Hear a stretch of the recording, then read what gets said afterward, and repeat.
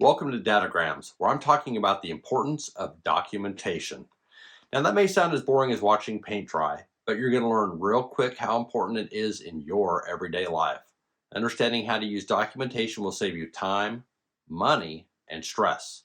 It's one of the things that separates the winners from the losers in life. I'm Jason M. Garrett, a retired Navy commander and pilot.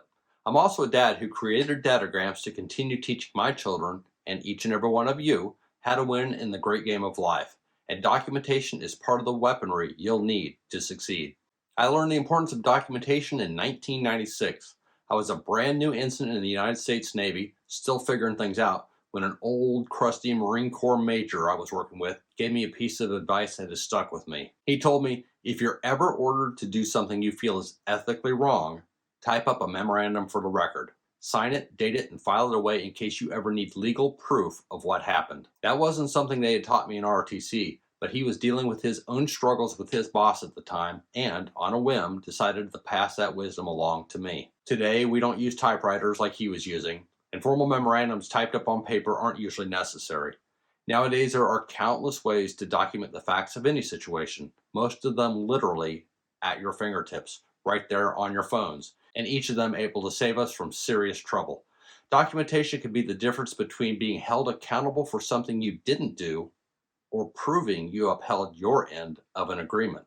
Let me walk you through some real life examples of how proper documentation can save you time, money, and stress. A few months ago, I rented a car, and when I returned it, the rental company pointed out a big scratch on the side and wanted to charge my insurance company for the damages. But I had proof. I took this video documenting the condition of the car before I even drove it out of their parking garage. When they questioned me, I went through my photos. We played this video, and look, right here in the beginning, I almost didn't get it, but I did. There was the scratch. This video clearly showed the scratch was already there before I even got in the car. And because of that, they couldn't charge me. Case closed. And a friend of mine, also in the Navy, rented a home during one of his moves. When it was time to move out, the property manager tried to keep his security deposit, claiming a scratched up countertop needed to be replaced. But my friend had taken this video during his initial walkthrough, which clearly showed the scratches right there on the counter before he ever moved in. That documentation got his full deposit back. Video is one of the best forms of documentation because it leaves no room for doubt. Take a dash cam, for instance. Insurance companies love them because they clearly document the truth of a situation. If you've ever been in an accident, you know how chaotic and frustrating the blame game can be. But with a dash cam, there's no argument. It's all there on video. Check it out. This is a viral video recently. Here, a car full of people swooped in front of an SUV and slammed on their brakes. The intent was for the SUV to rear end them. When that didn't happen, well, they just reversed the car and slammed into the SUV. Obviously a deliberate act. But why? It was an insurance scam. In most cases, the person who rear ends another car is automatically at fault. He was trying to scam his way into an insurance payout, but the dash cam documented the truth of the situation. And when the driver of the car in front saw the dash cam in the window of the SUV, well, suddenly his entire plan unraveled. That little piece of technology saved the innocent driver thousands of dollars in damages and legal troubles. But video isn't the only way to protect yourself. Emails and text messages are just as powerful if used correctly. They serve as written proof of an agreement, a conversation, a decision. But one thing to remember, they are only good if the other party responds to the agreement. That essentially seals the deal between both parties. If they don't respond, they can always claim they never saw it, right? Anyway, my daughter, who has heard me talk about documentation plenty of times, got another hard lesson learned on this topic. In a college class, several members of her project team got a verbal agreement from their professor about a late assignment.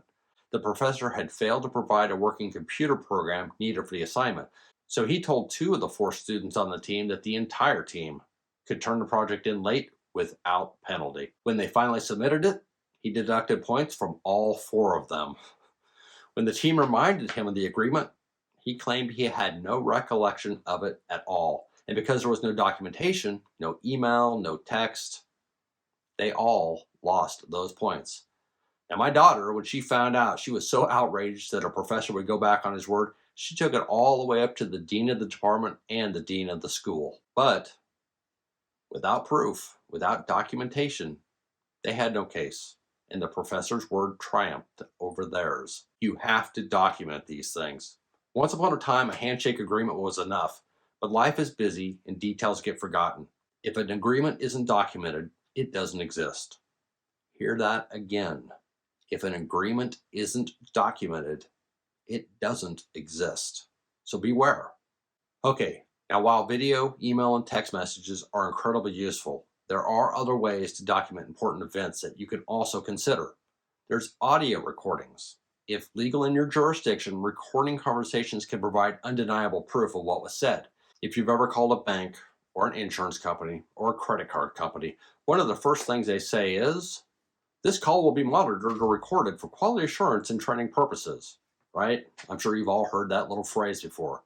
Well, what they're doing is they're documenting the conversation on their side in case there's any ever confusion or need a proof for them to win a disagreement with you.